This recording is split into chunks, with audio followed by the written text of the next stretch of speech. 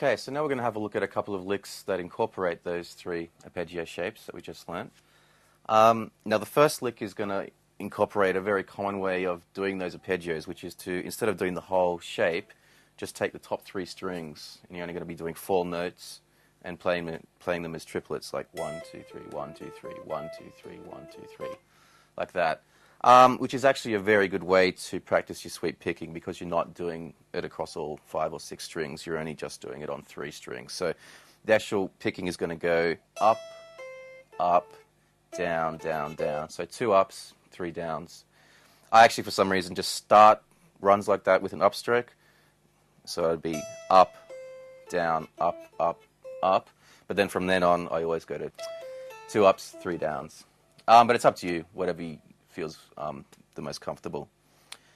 All right, so we're just going to basically take the top half of shape 1, and we're going to put it through a 1-4-1-5 chord progression in E minor. So that'll be E, A minor, E minor, and B minor. If you're not sure where exactly to do them, the easiest way to do it is to take the shape, for example, A minor, take it all the way down to the root note on the 5th string, which hopefully you know where the root notes are on the 5th string. Otherwise, there's an A there on the B string, which is going to help you determine what key you're playing, what chord you're playing. Alrighty then, so here's lick 1.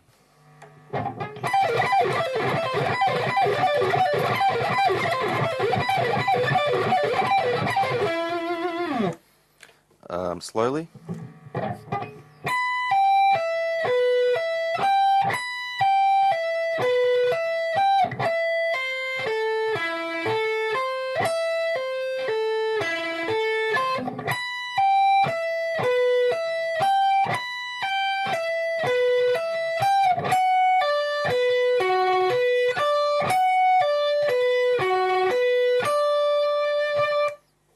Alright, so for the second lick, instead of just using the one shape and moving it up and down the neck, which can be cool, it can also be cool to just limit your movement and just do stuff in the one basic position. And how we do that was we're going to combine some of those shapes. So for the next lick, we're going to use basically shape 1 for the E minor, shape 3 for the A minor, and shape 2 for the B minor, and it'll go something like this. This is lick 2.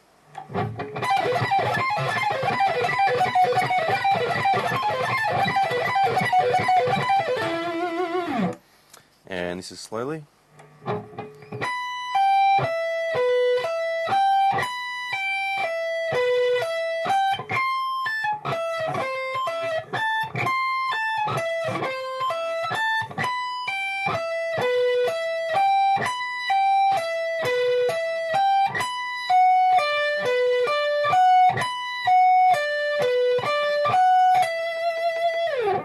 Okay, for the third lick, we are going to, instead of doing the 3 string shapes, we're going to use the full arpeggio shape, in this case shape 1.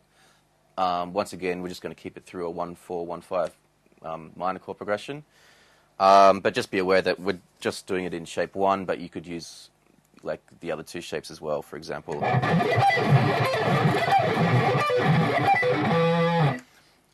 So by all means, experiment. Don't just use the one shape. You also want to try these in different keys as well. Here's lick 3.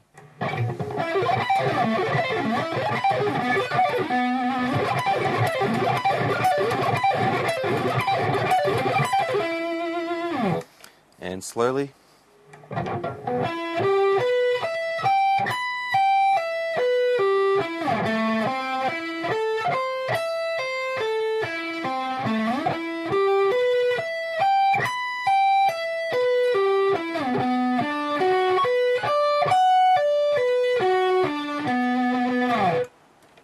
Okay, for the last lick, we're going to basically ascend up the fretboard using each shape, each pattern, basically playing an E minor in different inversions as you go up the neck.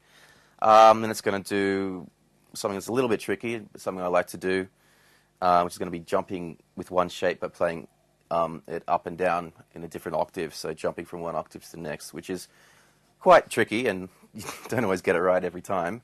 But the basic idea is just trying to visualize where your fingers have got to go, just a fraction of a second before you get there. And then the lick's going to finish with a kind of a sequence pattern going down the arpeggio.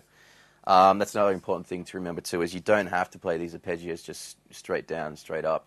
It can actually get kind of boring if you do that. It can be cool to take more of a bit more musical approach, put some variations in there. That's why at the on that last arpeggio I'm going to add in an extra note. I'm going to go down an E minor, chuck in the second there, because you can really just chuck in any notes you like to those basic arpeggio shapes, and by all means experiment with that. So this last lick is a longer one, but let's give it a go.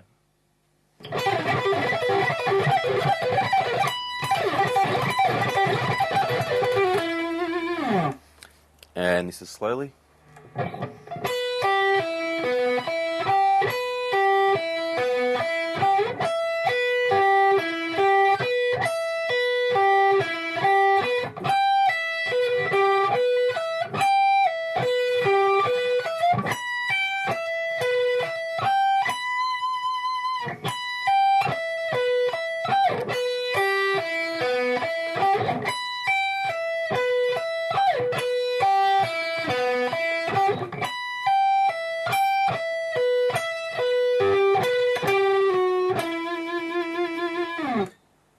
Okay, that's it for the first issue.